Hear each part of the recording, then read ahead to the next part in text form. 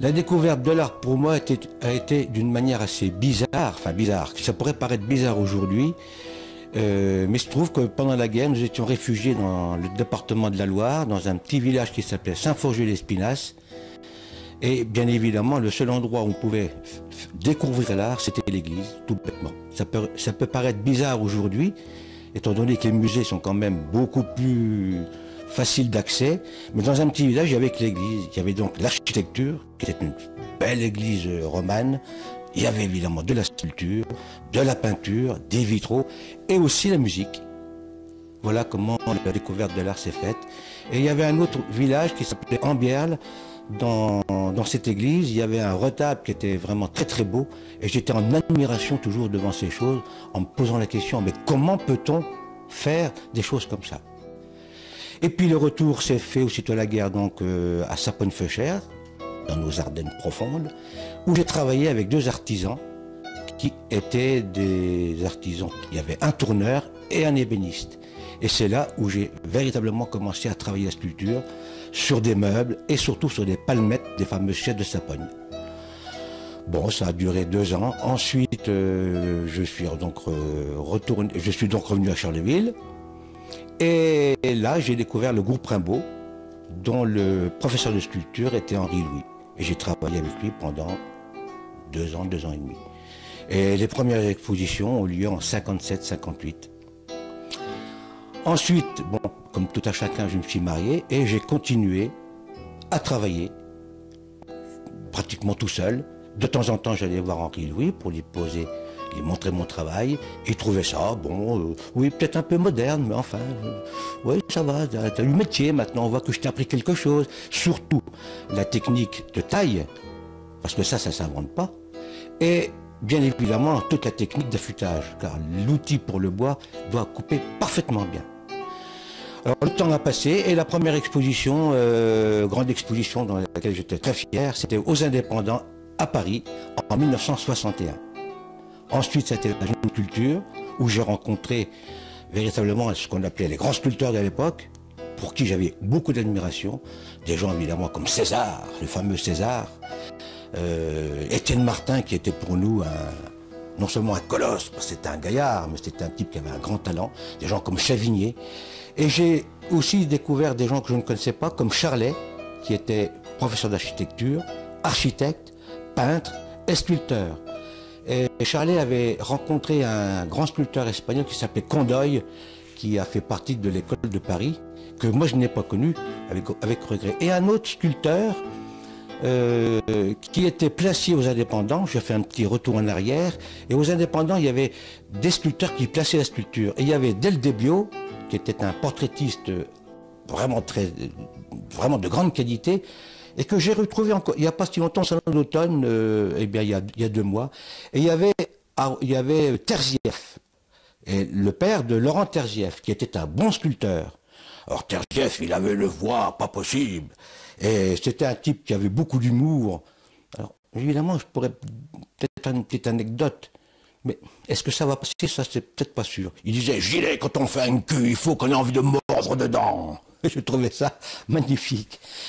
Et bon, ben, les choses ont continué. C'était des expositions à la Jeune Sculpture, à la Biennale de Paris, qui avait été créée par Malraux, dont on parle beaucoup.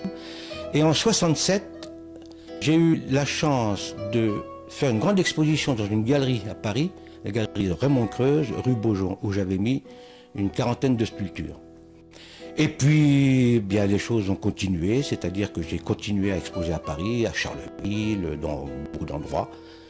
Voilà un petit peu la démarche. Bon, et c'est vrai que j'ai fait beaucoup de choses entre les expositions et maintenant, c'est-à-dire que j'ai réalisé 7,1% pour l'éducation nationale. La première sculpture que j'ai réalisée, c'était à Attigny, pays d'hôtel, qui était aussi pour moi quelqu'un de très important, parce qu'on pourrait aussi parler des gens qui ont eu pour moi beaucoup d'importance, comme André d'Hôtel, qui m'a véritablement considéré comme un ami. Et nous avons, pendant 25 ans, bourlingué dans les Ardennes. Et c'était vraiment des amitiés simples. André d'Hôtel était un homme très très simple, mais qui aimait beaucoup la sculpture. Donc il a eu la gentillesse d'écrire plusieurs textes. Il y en a eu d'autres, il y a eu Berrimont, Luc Berrimont qui a écrit aussi, bon, voilà. Et qu'est-ce que je pourrais dire? Sur Charleville, j'ai réalisé en 91 le monument Rimbaud pour l'anniversaire de sa mort. Cette année, au mois d'août, j'ai réalisé avec ma femme une sculpture à Stirchen, une sculpture d'1,80 m en grès, qui a pour titre Cairn, c'est-à-dire repère. Parce que je trouve qu'aujourd'hui, il y a déjà pas mal de temps, je crois que l'art a pris quand même, comment dire, une orientation qui pour moi est le sens de la démesure. Or, je crois que l'art, qui a pour moi un sens, car l'art doit avoir un sens, doit avoir quand même au moins comme critère le sens de la mesure. L'art français, qui était tant admiré, disons par le monde entier, c'était à cause de ce sens de la mesure.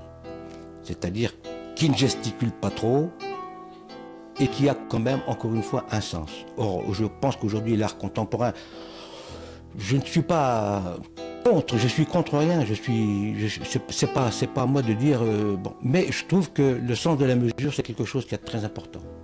Or, la sculpture, pour moi, c'est le sens de la mesure, c'est-à-dire quelque chose qui est discret, les choses doivent se dire avec discrétion, sans emphase, montrer des choses simples, suggérer des formes.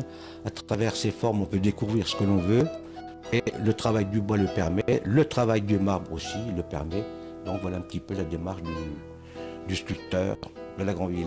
On m'a souvent posé la question, pourquoi n'es-tu pas allé à Paris? Alors là, c'est la question qui m'a été posée des dizaines de fois. Car on monte à Paris pour faire carrière. J'aurais pu, mais en fin de compte, les circonstances ont fait que je suis resté dans les Ardennes. C'est un pays que j'aime beaucoup, j'y suis très attaché.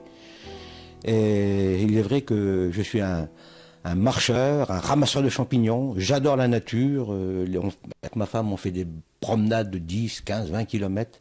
Et il est vrai que j'aime beaucoup cette nature qui, elle aussi, me donne l'impression d'être une nature de la mesure.